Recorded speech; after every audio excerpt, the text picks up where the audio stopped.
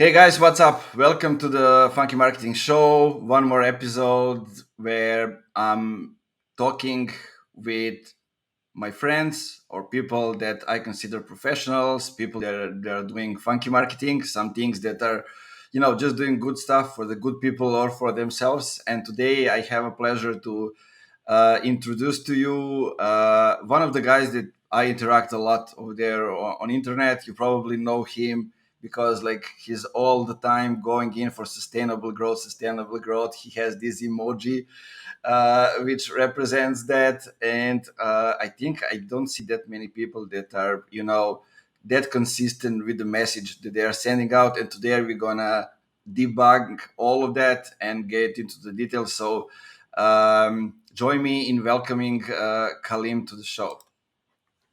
Hey guys, how you doing? Thanks for having me, Namanja. Yeah, always.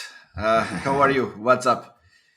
Hey man, things are great. Things are great. The world's getting more connected, and that's really all I can ask for because as we get more connected, we all get more opportunity. So I'm very happy.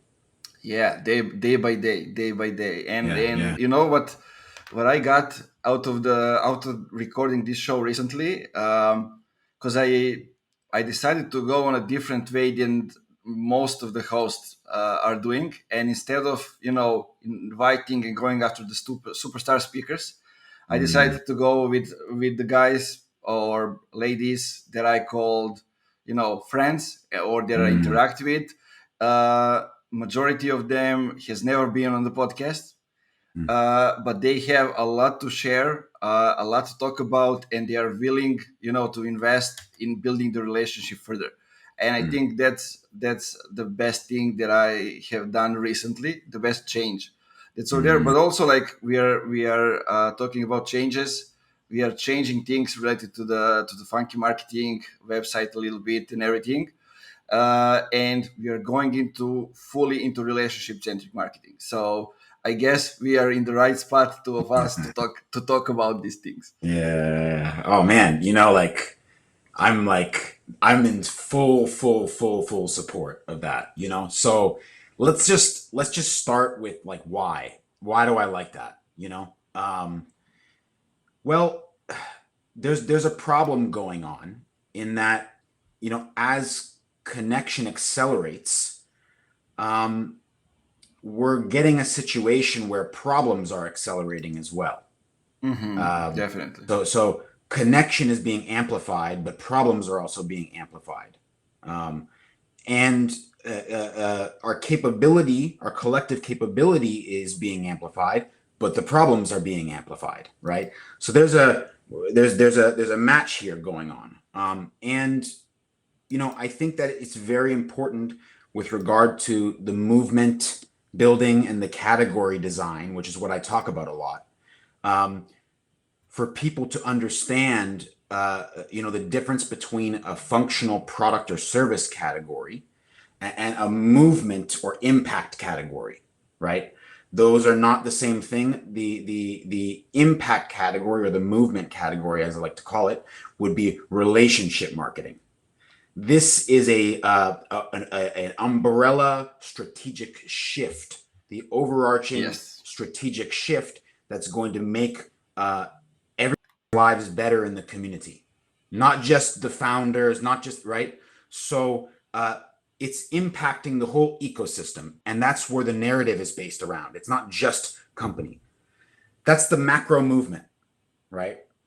Now you come all the way down in your funnel, right, to micro market, right? You went from macro movement, relationship marketing, down to micro market, where you have a functional product or service category that you're designing and offering, and you have a niche, an ICP that you are want to offer that to, right? So that's why I love it so much. You're going to see a lot of people just go with the try to dominate a functional category in the marketplace, a product or service category. And I believe that although this obviously has worked for companies in their own self-interest, over history, as connection accelerates, the advantage goes to those who are into solving bigger problems through collaborative solutions, as opposed to using category design as a competitive advantage necessarily, even though that might be a byproduct, a natural byproduct of what's going on. The goal is really macro movement, micro market, and to grow the category, not to dominate it, right? So that's a fundamental difference in the philosophy, I think. Yeah, I love the explanation because so many people get lost in those things, and I see that today lots of people are talking about creating the category. That's the only way to go, or like if you don't create the category, then you're not doing the right thing, or is this for everybody, or is Mm-hmm. that for certain kind of companies? Mm-hmm. Yeah, What's your yeah. point on that? So this is the point: is like people have it backwards, right? Mm-hmm. They're doing at the top of the funnel. They're doing a micro movement. It's not a big strategic shift. It's like a moderate strategic shift or a marginal strategic shift, right? And then when they come to the bottom, they go macro market. It should be flipped, right? This Definitely. is what a funnel. So I honestly I wasn't using funnel metaphors until I recently found this version to be quite useful in my mind, because it's really about funneling to impactful relationships, which is the ecosystem. Your team members, your customers, your collaborators, your audience. Right? There's a whole spectrum of what's going on here. But that is the fundamental thing: is companies right now, you hear Seth Godin talk about this. It's a micro market world, right? But it's a macro movement world, Mm-hmm. right? It's a macro movement world and a micro market world. And people are the things getting flipped around in their mind. And the problem is it's hard to identify this as a strategy unless you're coming from a good place in your intent. Mm-hmm. You know, do you intend to serve? Do you tend to create impact? Is that really your intent? And this starts to become more obvious, I think. But if you're caught in the VC, we need our money, blah, blah, blah, blah, blah, blah, blah, blah, too much, you're probably not going to think of this, you know? Yeah, definitely. I mean, I can see couple of things here. What is your intent becomes really obvious when I talk with a person. Mm, If you go into one-on-one conversations, the intent becomes real obvious. I can get it to the one-on-one relationship, so we can explain it like more mm, simpler. yeah. But if you have at least in back in your mind that you want to sell me something right away, Yeah. I will see it.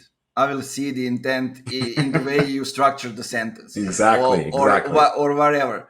If you Yeah. don't, I'll see that as well. Yeah. And talking about VC and how you think about those things, like we work with a lot of seed stage startups, Yeah. and they have this, let's call Yeah. it the dilemma, when they need a VC money to kind of Mm-hmm. uh, accelerate the growth and to make things happen faster. But on the other hand, they want to get to do the right things and get the right customers and get the right foundation for the further growth. And Yeah. then those two things, they clash The between each war. other. Yeah. And like the simplest example, like sometimes the only thing that that the startup can offer is like we have really good traffic on the website. Okay. Conversions are still bad, but we have the traffic. So they said, Yeah. okay, yeah, that's good. We'll get the percentage of the conversions up in time. But then when this happens, the metrics that they stick to for the first time, it's the traffic. It's going down because you don't need that much traffic. You need the right one. Mhm. Conversions are going up, but they're like, okay, one metric is going up, but the other one is going down. So you are not on the right path, and Yeah. it can make you crazy. Especially if you are the founder, you need, you have employees, you need to actually, give them salaries. On the other hand, you have the VC, and it's becoming incredibly hard to function and to operate.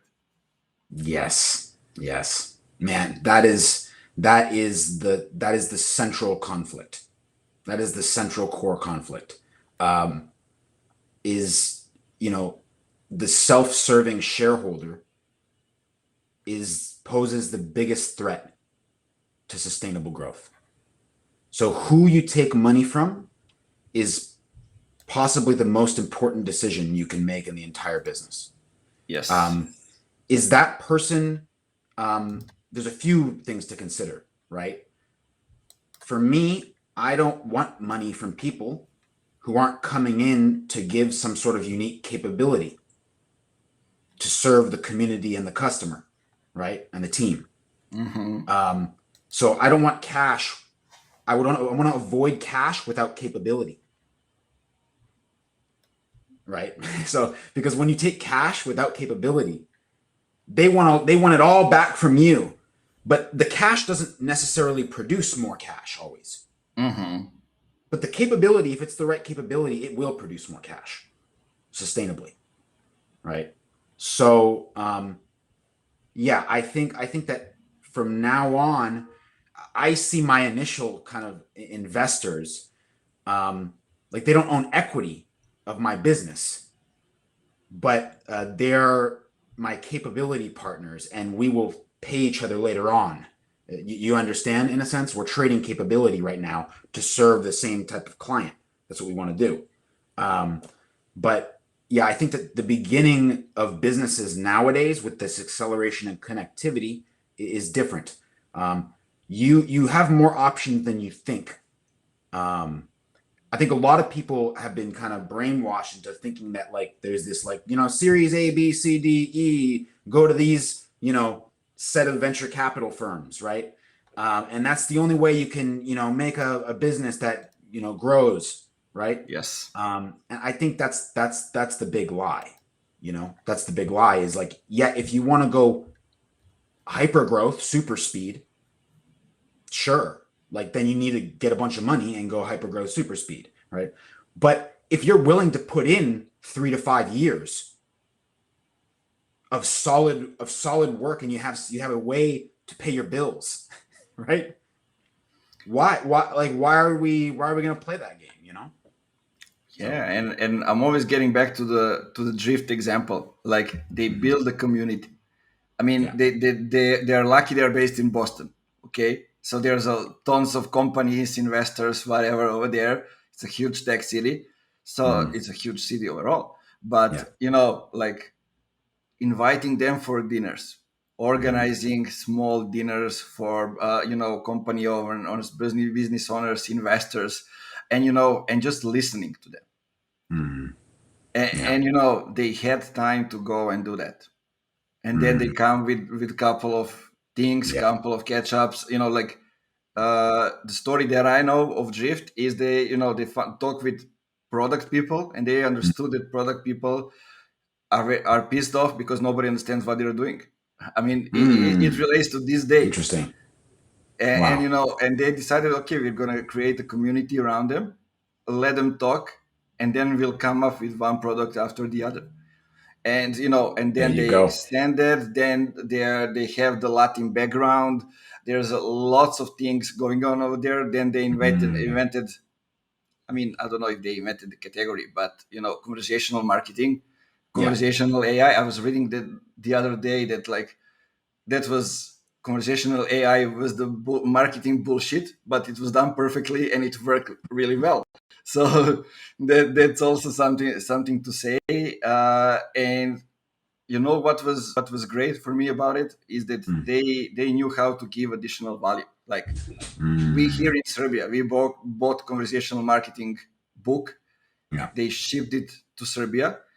We got it, and 2 weeks later, we got another book for free for them. Small Yeah. little books called "It Won't Scale." when they mention 40 things that they have done to create a hypergrowth company.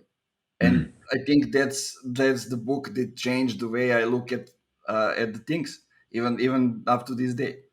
And they shipped it for free to Serbia.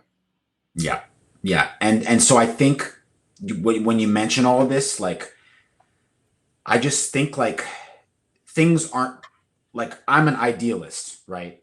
Things aren't black and white in the world, but it's my job to be an idealist, right? But what I'm noticing with these companies is like people don't really mention the really good things a lot of the really good things they did. They usually focus on some aspect of the growth and do an attribution of some sort on, like, this is why they became a unicorn or whatever, right? And they leave out a lot of the story, right? So for example, Terminus, right? That's my friend Sangram. But for example, Terminus doesn't talk as much about the community building and the category design, right? They talk more about like ABM and now GTM, right? But community building and category design got them there, right? Now, ABM contributed to that, right? But we're doing an attribution again of some sort, right? So I think that what my job is to look at these companies and point out, like, what is it that they're doing well? Like HubSpot, for example. HubSpot, you just pointed out a whole bunch of things that they do really well, and that's like the formation you're talking about. Then there's the back end, which is how they actually scaled. And they didn't scale through, massive customer acquisition efforts. They scaled by providing, layering on, multiplying value to their ideal client. And then the PR and all of the stuff from that created the acquisition.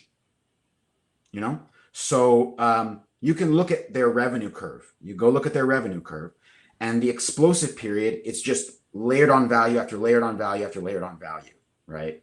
And now they've layered on even more value. They're doing the payments thing now.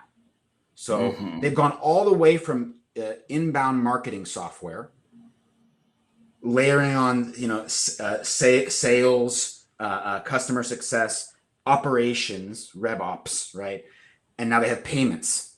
So that's how you build billion-dollar companies, is you layer on the value for the ideal client.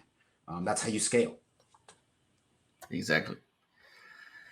So tell me, let's go into a little bit, and get into the details the way you actually do things for the companies. So sustainable growth, we're here, but how to establish that through, GTM partnerships? Yeah. So you just pointed out, I call it rush to market. Rush to market. And you just pointed out, no, we should go to community staggered first. So we get this information and we know the people, we know future customers, we have some level of problem market fit and product market fit before even like spending lots of money and doing a lot of stuff. So just that kind of sets the stage as to why we're actually here, right? Is because companies aren't doing that go-to community relationship building process, and they're just rushing to market. So, but look, okay, this sounds all great, go to community, drive a movement, macro movement, micro market, all true. But like, but where do I start? Like, how do I even get started on this? And the first thing is there's the purpose that you have to get pretty clear on at the beginning. You can't like wait too long to understand purpose. And from purpose, you're going to figure out narrative, category, and community in a cyclical cycle. I've drawn it out for people, but you really want to start with narrative and category and why. So the way that I like to do it is I like to break it down into two narratives. I have the movement narrative and I have the functional narrative, right? So this will evolve as you community build, but you need to start somewhere. You need to go out there and give your point of view and start giving off this resonance, right? So the first thing is that the movement narrative is going to come from communal purpose, right? Mm-hmm. If things change from X to Y at scale in terms of behavior, what else changes in the world, right? Um, so figure out, like, at scale in the community, if we have a behavioral change from X to Y, what is the big outcome that happens, right? That's how you're going to find the movement narrative. Okay. When you come down, you might already have a product or service you're offering right now. So it's going to be easier to identify the product or service category. The key is that you're connecting those two things, right? At the beginning, you're saying that we have this, product or service that is for a niche ICP. We might not be totally clear on what that is right now, Yeah, but because we know it's it niche. changes and it evolves. Yeah. Exactly. But we know that this product or service contributes to this bigger macro movement, right? So there you need to set a starting point for that to start doing your community building. That narrative will evolve through the community building, right? Now, when we talk about community building, it's like, well, where do I start community building? Okay, I know the movement, I know the purpose, the movement, and I know the product category, but how do I start community building, right? Well, this is where you have to create what I like to call a relationship orbit. A relationship orbit. All of the people who really know what they're doing are doing this. Okay, we're doing it right now. And a relationship orbit is a cyclical Yeah, path. I like the name. It tells you right away what it is. Yes, a cyclical path that everyone takes around that bigger communal purpose that you're advocating for, right? So what's happening is that by upgrading the level of that purpose and designing a movement category, not just a functional product category, you are now making your community building far easier because you're attracting people based on purpose and values at the top of the funnel, as opposed to just functional information or things that maybe they could find somewhere else, right? You're saying this. We start with, do we actually care about the same stuff? Do we value the same things with regard to this subject? Yes. Because people will convert all types of customers, and then they find out, like, the person doesn't even value the same things as them. It's like, no, I actually don't really care that much about brand. It's like, well, we should have figured that out before you became a customer, right? Um, so the Exactly. relationship orbit, there's many ways to do it. I would say that the best format is the internet talk show or the podcast. One of these two formats. We're doing live.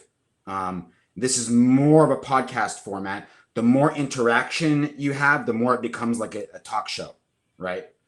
Um, Exactly. so It reminds me. Sorry to interrupt you. Like, I'm no, listening to you, and one company that comes to my mind, like, that I'm seeing recently, is they were called Conversion AI. Now they are Jarvis, building a uh, tool to help you, use AI to write better copy. But they build a community out of everybody that's using the tool.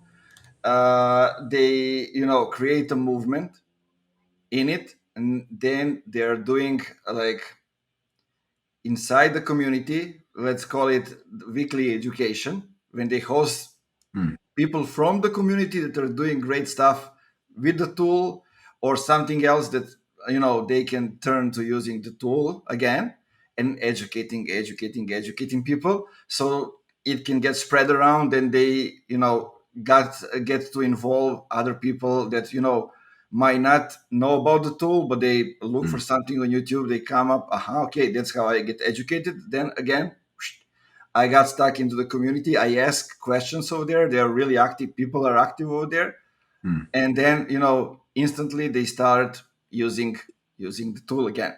hmm.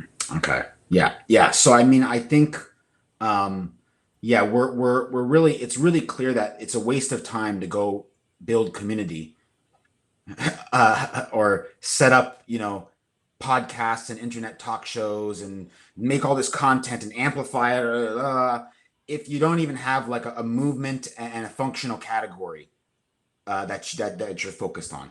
So that's where I would start there. With regard to getting this relationship orbit going and developing that, and building that, we want to do a few things. You're already doing them, right? We want to co-create the value with people who are aligned on the movement, right? Exactly. They might end up being just collaborators, friends, but they can also be clients or team members eventually, partners, whatever. And then once we co-create value with those types of people, we need to nurture connection with those people and with the audience and between the audience. We really want to leverage this vehicle. I'm channeling my friend Pablo Gonzalez now, right?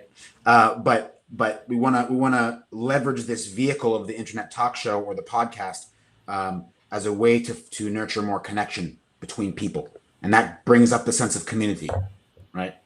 Another thing you're doing is you're giving people the stage. So you're giving me the stage right now, and you're making me feel appreciated and special, like I have a part in the movement, right?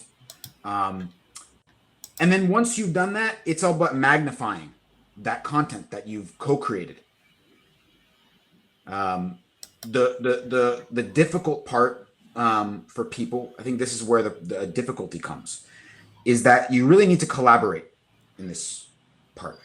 Collaboration is the key Yeah, and because, you yourself cannot be the movement. That's not how it goes.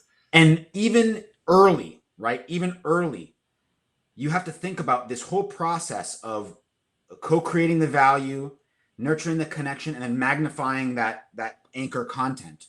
You have to think about how we do all of this and free up time for ourselves for relationship building, for one-on-one relationship building, because people drown themselves in the amplification,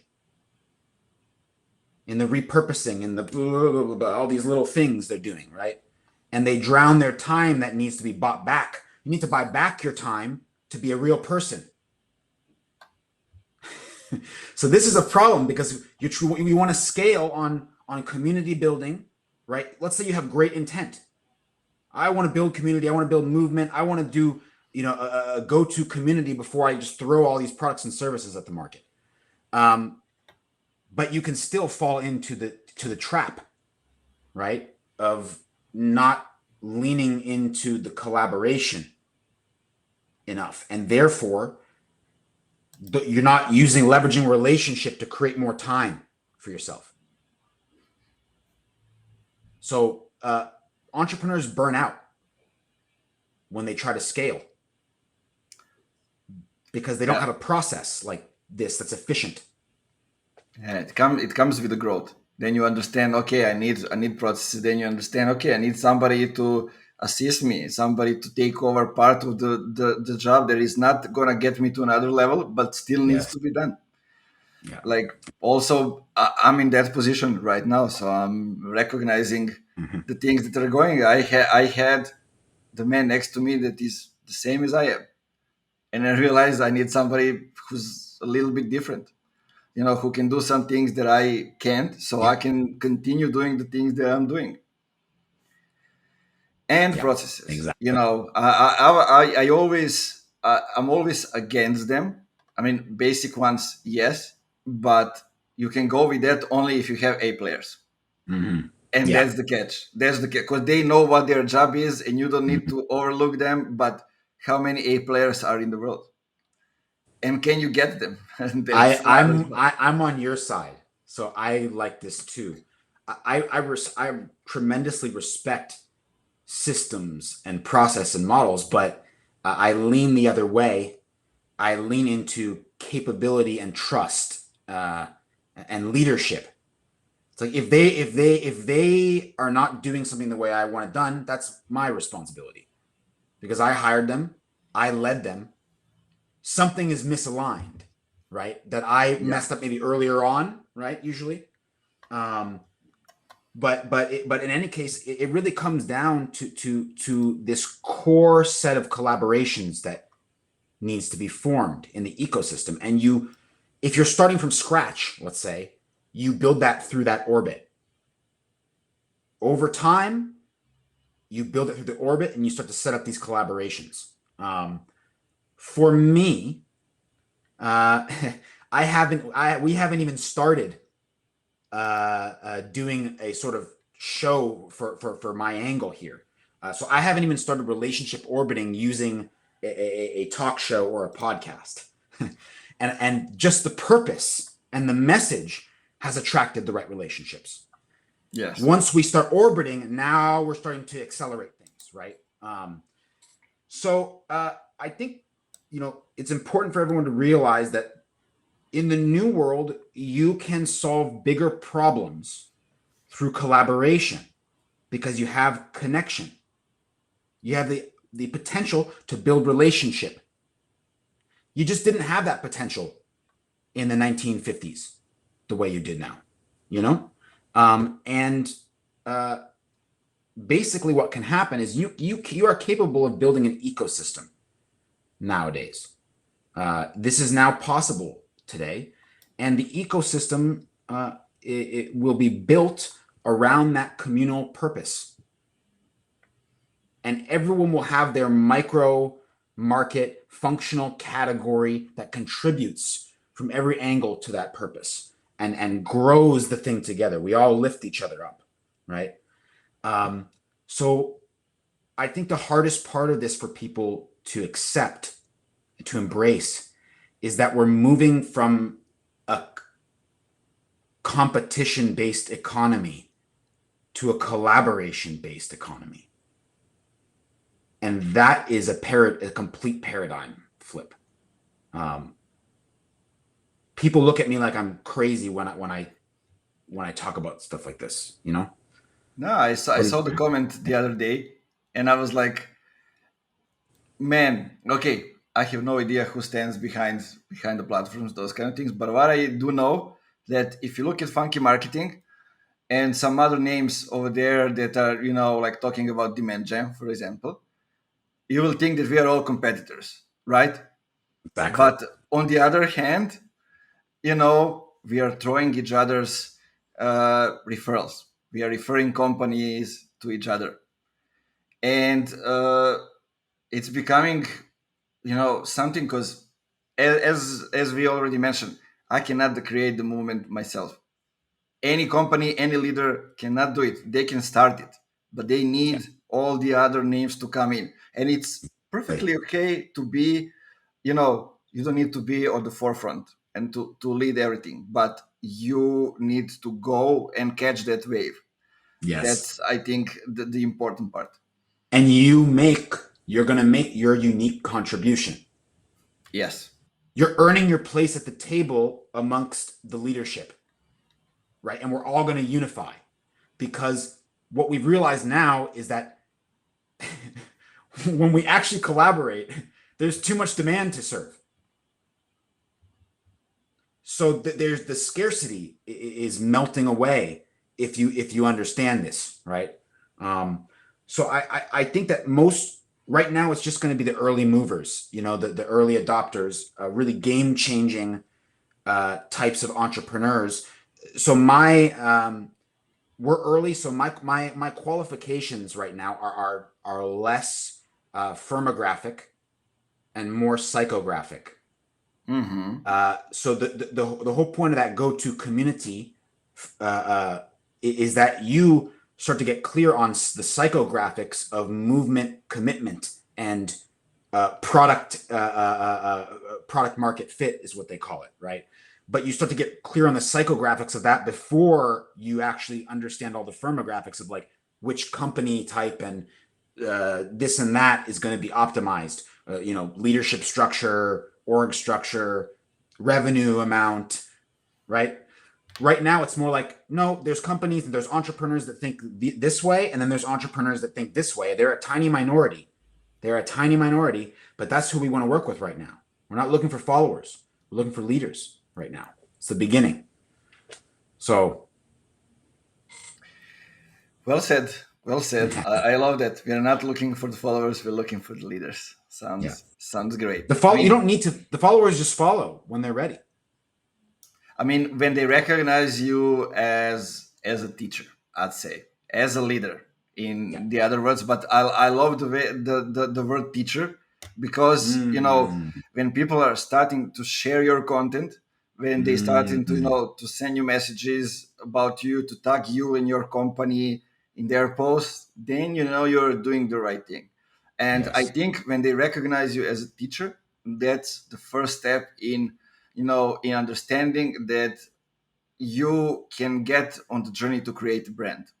Mm. There's Yeah. still a long way to go.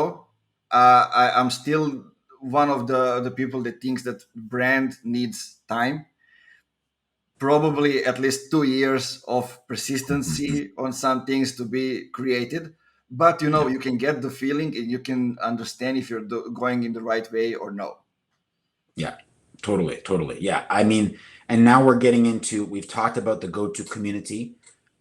We've talked about the macro sort of problem here, um, and we've also talked about. We've done the both ends. We've done like the micro motion of this co-creation of value, nurturing the connection and magnifying that on social. Um, Now I'm going to go in between those two, which is brand. We just talked about brand. Um, and brand. There's a lot of misunderstood words in business right now. Things where everyone's defining them differently. Brand is one of those words, but for me, brand has to be defined in a specific way in order for it to be a sustainable growth execution.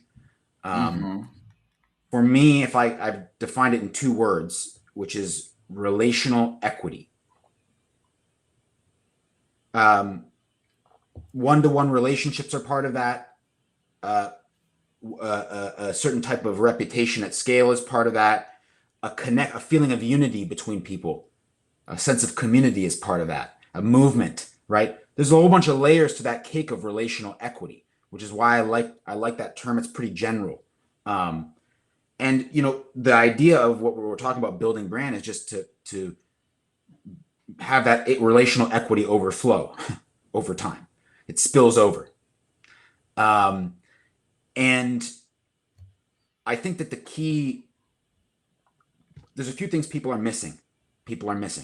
But I would say that I'm going to repeat myself here.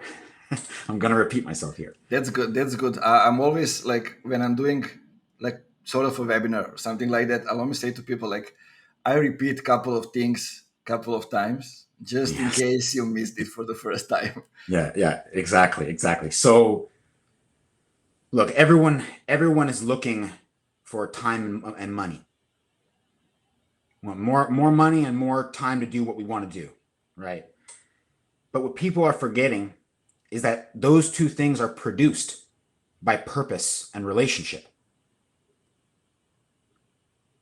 The most impactful relationships come from a communal purpose, a shared purpose and values. Impactful relationships free your time to do what you're supposed to be doing, what you want to do, right? And they also produce money because they're capability collaborations going on. So we're coming back to the idea of relationship and purpose being the source of all sustainable abundance, creation, and growth, essentially. And that if you don't start with that as the core, you don't have any leverage on what you're doing. You're spinning your wheels. The traction isn't there. There's no friction in the ground, right? So when we talk about brand, let's get back to the word brand and this relational equity overflow, right? You're starting with that purpose. The next thing that you really need to have to create maximum traction on that relational equity is to have a system of intentional integrity. Mm-hmm. We can say all the big blobbity purpose, change the world, right? But if you're advocating for strategies that you are not embracing, and we see this a fair amount where there's a conflict going on between the preach and the practice, what Yeah, I people are mean, saying and what they're practicing. that's Um, basically every marketing agency in the world. okay, just so just to thank you, narrow it thanks. down. You know more than me on that, but that's the issue. So after bigger communal purpose, you need a system of like, these are our rules for ourselves. This is how we do things because we want to evolve into one of our best case studies. This is what integrity is about, Yeah, that's right? so well said. Like to involve into our best case study. That's Yeah. so Which well is what said. you do. You definitely do this. You definitely Now, do like, that. look, let me give you an example. Like last March, I was supposed to go and talk on a conference about something totally else. Like, I was supposed to talk about how I started growing company on LinkedIn and those kind of things. But they have some speakers that they invited before me, and two ladies, all of them talking something related to the LinkedIn. So they told me you need to go and something else and talk about the things that I don't do. So I said, okay, unwillingly, but okay. But I told them, look, like those two ladies, they know a lot less, related compared to me about the things. And so today, the March to 2020, the conference is being organized again, and they asked me, "Do you want to be a speaker to actually do it?" Mm. Because they promoted me as the one who is dividing people. No idea, no idea, like no pressure. Like the one who is dividing people, we're gonna invite him. We're gonna see what he's all about. Is he only about posting or results and those kind of things? So he said, Uh, okay, but we need to change the topic. And I said, didn't you suggest the topic and everything? I said, no, I didn't. It was your idea. But listen to me. Like those two ladies, one worked with me as a client, the other mm, applied to work in my company. okay. So uh, just to put that out of the way, and my topic on the conference would be how did we grow the company from 0 to 25K MRR in 18 months. That's going to Mm, be the topic. And if you want me to divide people and to show what I can do, here it is, because that's happened since the conference was supposed to be last year. So in the year, that's what I have done. So and that's how you turn it into the case study. exactly. Yeah. So it's like, um, and this becomes difficulty. I think, especially in the go to market. Like if you had a strategic narrative, you have to be very careful with the strategic narrative, because if Exactly. you choose something that is something that's going to change pretty soon, you understand? So HubSpot, I agree, inbound people coming to you is going to stay, right? But that's what they got right. What they got wrong was the way that you make that happen, in Mm-hmm. terms of that's going to change rapidly, right? So they're still in the SEO, everything SEO, like we create great content, and people who are searching for that content and have intent consume it and really like it, which makes perfect sense, right? And definitely has value, right? But their bigger narrative of inbound, you don't want to box inbound into this one strategy, right? You would want, there's many inbound strategies, right, that create this. And um so especially, like today when people change and technology came on a totally different level, so it changed the world and it changed the narrative. exactly, it changed the narrative. So let's get into a little bit, just you're reminding me of in terms of narrative work. What is a way that you can kind of make sure that you're defining a narrative that is for the long term? because it could be true and not be long term. Mm-hmm. That's possible. You might be catching a wave of some sort, but you're not seeing a long-term paradigm shift. So the way I do that is you have to ask yourself the connectivity question. All game-changing narratives that last at the point we are now all trace their lineage back to this one single question, which is, as connection accelerates, does this strategy or approach get stronger or weaker? This is the long-term category design narrative question, movement question that people need to ask themselves to see if are we going to have to like rework this thing in 5-10 years, right? Or is this just like our game and we're going to fight till the death, right? I want to be on the fight till the death mindset. So to get there, you have to sell yourself intellectually and emotionally. You're usually sold emotionally already, but intellectually on why does this only get better? Why are we at the weakest moment of this thing and it's still the must-go option, right? And it's getting people. There's no escape option. There's no escape option.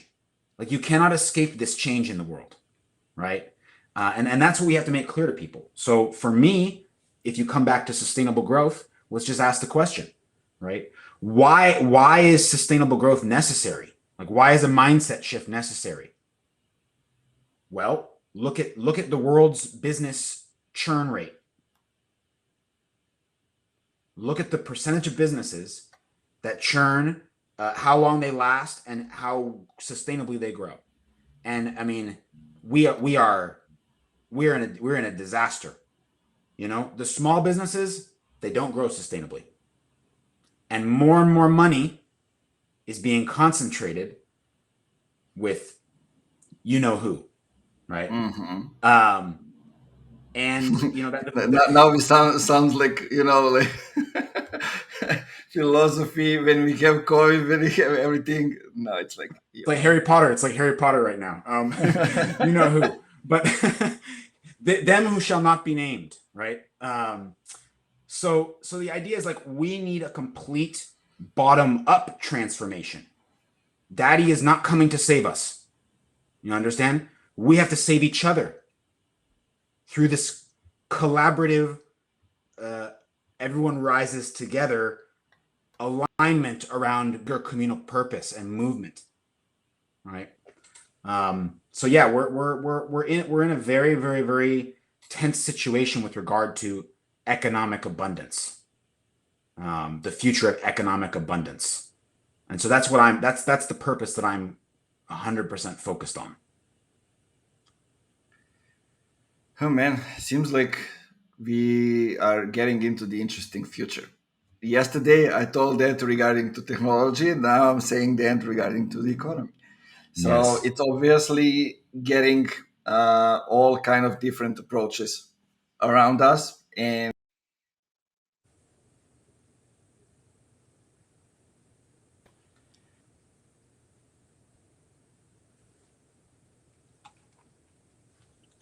Hmm. go on with Wi-Fi, but we should be back. Yeah, I Yeah. think it was my Wi-Fi at this moment, but I think now it's okay. No worries. Now we're good. Yeah, sometimes it's happen. Usually Yeah. it So don't, but yeah, just yeah. Can you hear me? yeah, we're good. Okay, good. Yeah. So you know, just with regard to this problem is that, you know, businesses don't understand relational equity build. They don't see that as the goal, right? And so they don't build relational equity. They don't build brand. They're not amplifying anything. They're playing small, is what's happening across the board, pretty much. They're playing by the narrative they've been given. Um, You were meant to fulfill some sort of little functional product or service category, and that's really all you're supposed to be doing. So when it comes to my work with my friend Amber and Amplifyology, our goal is to create an entrepreneurial mindset shift where businesses start to build true momentum at scale from the bottom up. And when I say true momentum, there's a reason why I say true, and that's because there's a lot of fake momentum going on in the marketplace right now.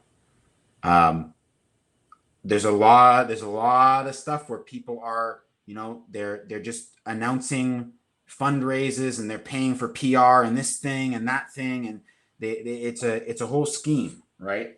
But true momentum, you cannot fake true momentum. The signs are obvious, and the two signs are going to be no community movement, fake momentum, no community movement, and high relationship churn. These are the signs of fake momentum. Even in Amazon is faking momentum because their employee churn rates are horrific, right? Which means they are spending tons of energy to dominate. They're not doing it in a really super efficient way, actually. They are working hard. It's not easy. It's It not doesn't come easy. naturally. Exactly. Yeah. Lucrative, but it's not easy at all. Very difficult. And so in terms of sustainability, everybody has to win. Everybody has to win. That's the definition of sustainability, is when everyone's winning. When everyone's winning, it just keeps going. The reason why businesses fall apart is because somebody's losing. Somebody in the ecosystem is losing. I don't know who it is, depending on the situation. Usually multiple parties. Usually there's a match going on, a reflection going on some way of the internal team's capability, the kind of positioning that you have as the business, and then what's coming in, right? And what's staying. So for me, I think what is really important, I'm going to repeat again, what's really important for people to remember is that you're going to hear lots of, tactics, which is great. Produce a talk show, produce a podcast, create great content, magnify that on social, engage with people, so on and so forth, build relationships. But if you don't have the gateway, you need the gateway. You need the gateway. And the gateway, like we said, is that bigger purpose and a system of integrity. So people are like, oh, wow, yeah, like this person aligns with my purpose. I don't care like how many followers do they have, who knows them. I care nothing about it all of a sudden. I'm like, oh, this person actually could be a contributor, and they represent a human person who has commitment. Like there's something amazing about that, that I don't see much.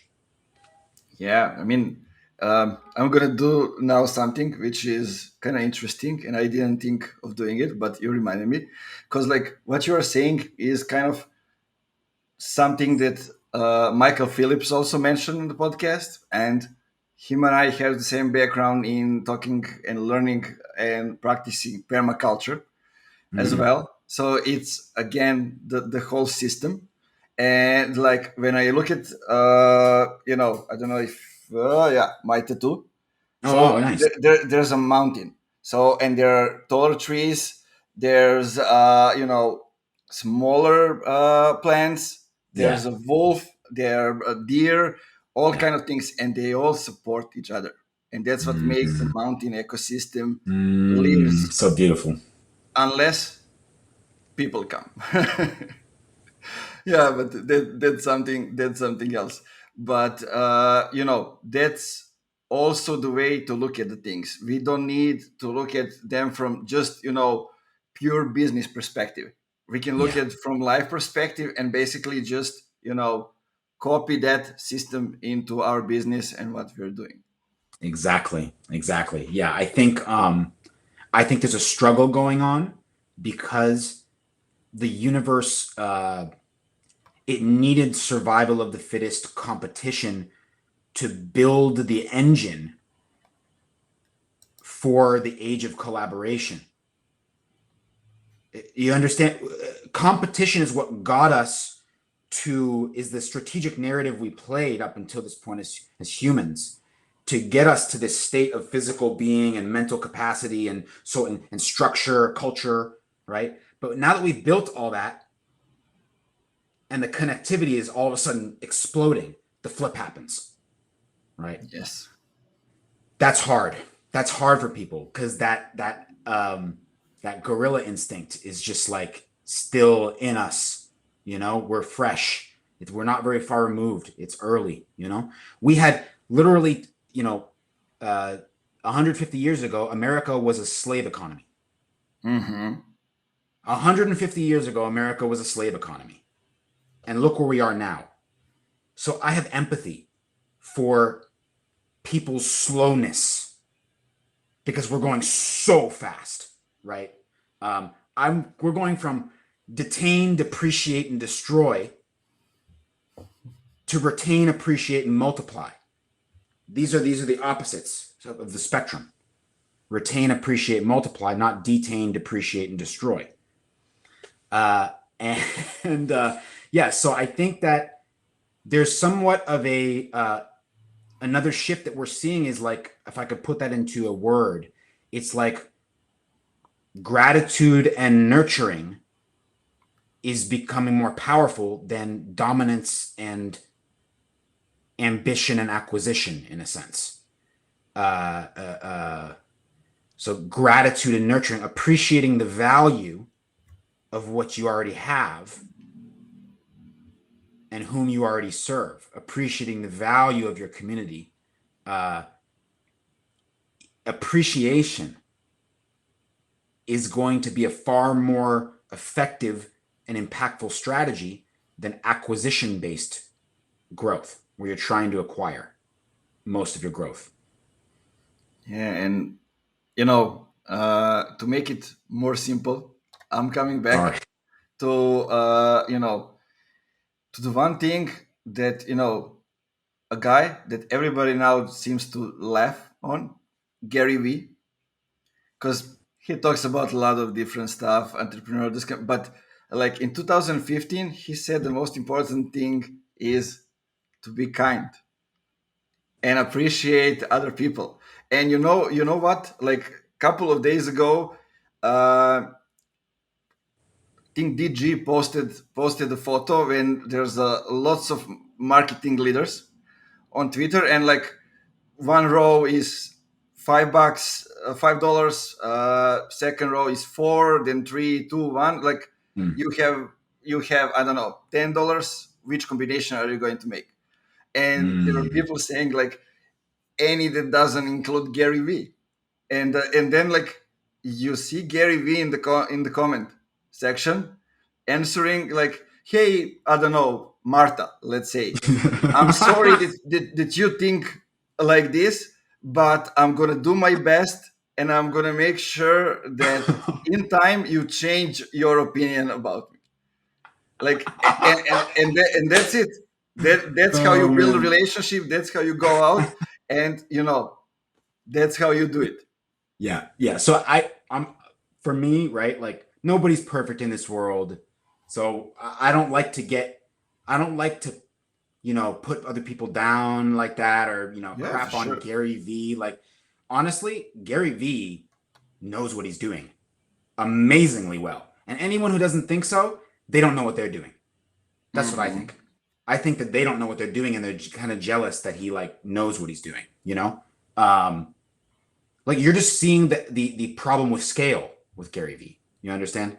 Like once you get to a certain scale, uh, the human power isn't there to create that sense of integrity and relationship behind it. So that's what I'd be aware of is just like scale, right? There's a healthy scale, I think, where you can kind of build it more sustainably potentially, right? Yeah, I mean, scaling isn't easy, however you do it. But what you can do, you can learn from similar companies, Mm. or you can in a better way, like going back to drift again, what David Mm. Cancel did. He was at the HubSpot. So he saw the problems over there, and when he got to the same problems with drift, he knew how to address them. Mm. Then you can see what others are doing. You can learn from your own experience, Mm. but the most important thing is you need to try. Sometimes you cannot do it, at least Mm. that I know.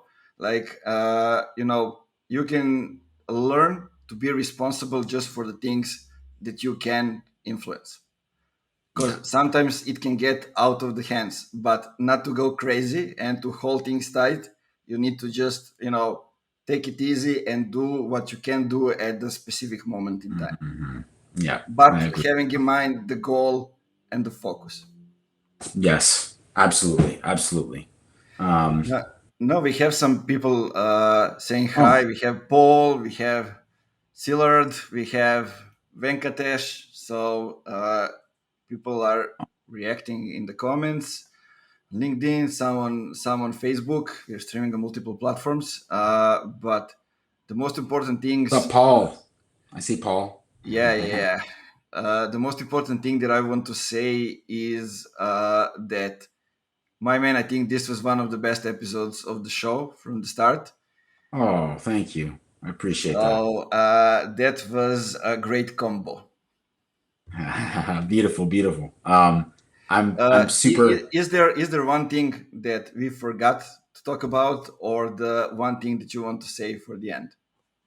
Yeah, I mean, we could do a series of these on this. There's lots to Definitely. talk about.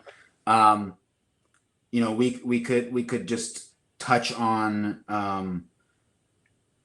just kind of like the way that companies are, the operations a little bit. Something we could touch on if you want. Kind of measurement, metrics, operations. The latter half of those a little bit Mm-hmm.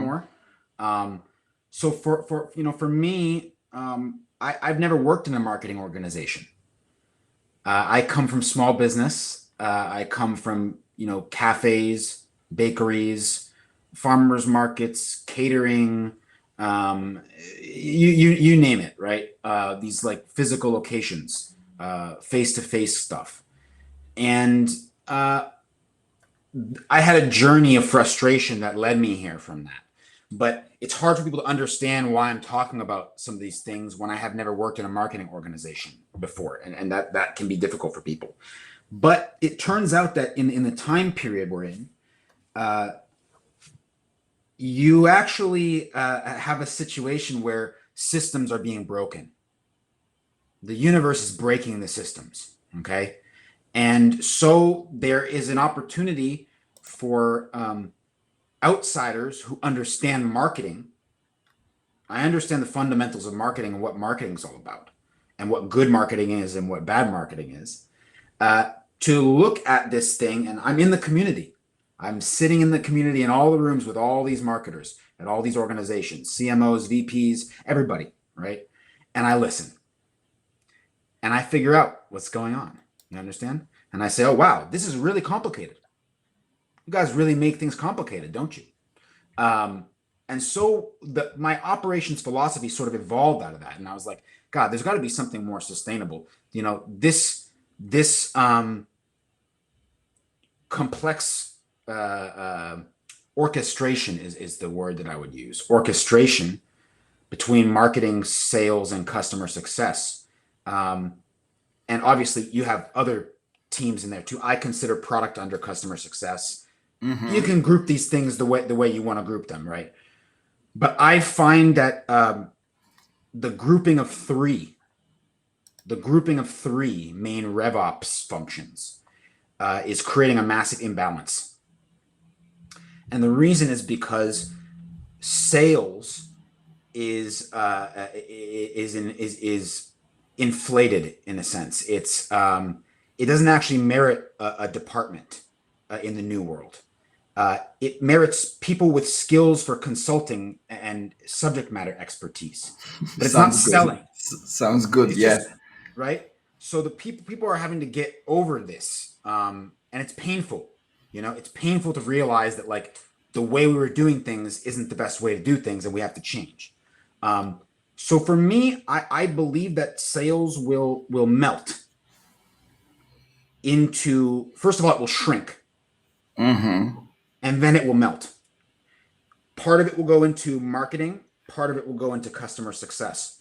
The AE will probably flow towards customer success. The SDR will flow towards marketing. To marketing, yeah. Yes. And the whole point is that right now we have our manpower, our relationship power, selling crap. That's why they need to be in marketing. That's why they need to be in customer success. What we do is we use that connectivity, we use that movement building. The SDR might be doing a mix of community building, kind of narrative work, community building, down to some ABM, helping specific people in the community, companies, achieve certain things, right?